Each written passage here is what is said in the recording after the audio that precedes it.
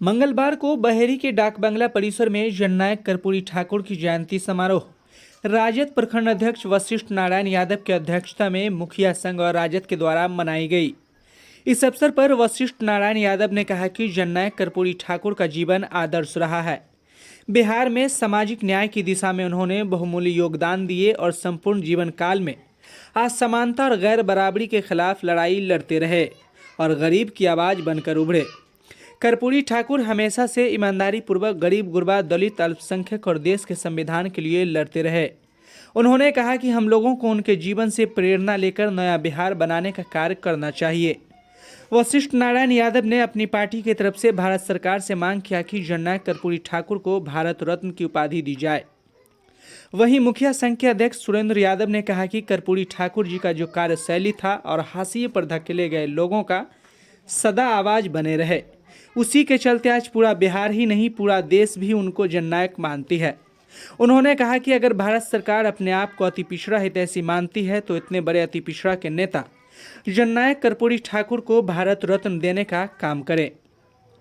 इस अवसर पर कुंदन महतो, वीरेंद्र कुमार यादव, राम उदागर यादव, शशि राठौर उर्फ लाल बाबू सिंह, प्रदीप चौधरी, गंगाराम यादव, गोपजी, मोहम्मद हसनैन, राम प्रवेश यादव, संतोष यादव, मोहम्मद असलम, मिथिलेश यादव, ओम प्रकाश यादव सहित दर्जनों लोगों के द्वारा सभा को संबोधित किया गया और जननायक कर्पूरी ठाकुर की प्रतिमा पर माल्यार्पण किया गया।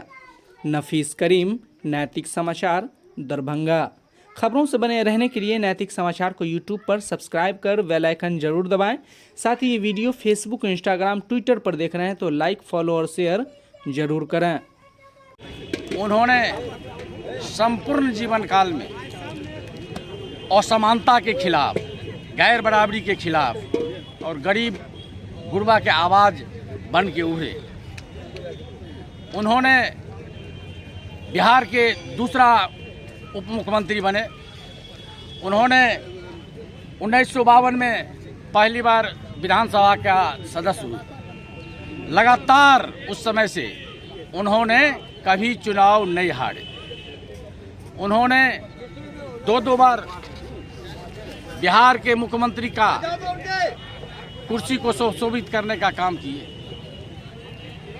ईमानदारी उनके पास इतना था, जब पहली बार उन्होंने मुख्यमंत्री बने थे तो अपने पुत्र को चिट्ठी लिखे थे, तो बेटा कभी कहीं गड़बड़ काम नहीं करना, कहीं कोई गलत काम नहीं करना, ईमानदारी के साथ काम करते रहना और आगे बढ़ना। ये मन में नहीं हो जो मेरे पिताजी मुख्यमंत्री हो गया है, ये मन में कभी अहंग नहीं रखना। मुख्यमंत्रित्व काल में जब उनका लड़का बीमार पड़ा था, उस समय इनका इलाज डॉक्टर राम मनोहर लोहिया हॉस्पिटल में चल रही थी। तत्कालीन भारत के प्रधानमंत्री स्वर्गीय इंदिरा गांधी ने अपना प्रतिनिधित्व भेजकर 3 बार प्रतिनिधित्व भेजकर उनको देखे और राम मनोहर लोहिया से उनको बेहतर इलाज के लिए एम्स दिल्ली में शिफ्ट कराया गया। तदुपरांत तत्कालीन भारत के प्रधानमंत्री स्वर्गीय इंदिरा गांधी स्वयं गए और उनसे मिलके आग्रह किया और घोषणा की जो इनका इलाज विदेश ले जाके कराया जाए और भारत सरकार के खर्च पर हो। लेकिन ईमानदार जननायक कर्पूरी ठाकुर साफ मना कर दिए। उन्होंने बोले मेरा बेटा रहे कि ना रहे, मेरा बेटा जिंदा रहे या ना रहे या मर जाए, भारत सरकार के पैसा पर मैं विदेश भेजने का काम नहीं करूं। उन्होंने हमेशा से ईमानदारी पूर्वक गरीब गुरबा दलित अल्पसंख्यक और देश के संविधान के लिए लड़ते रहे। किसी के ईमानदारी के सामने, किसी के समक्ष वो कभी झुकने का काम नहीं किए।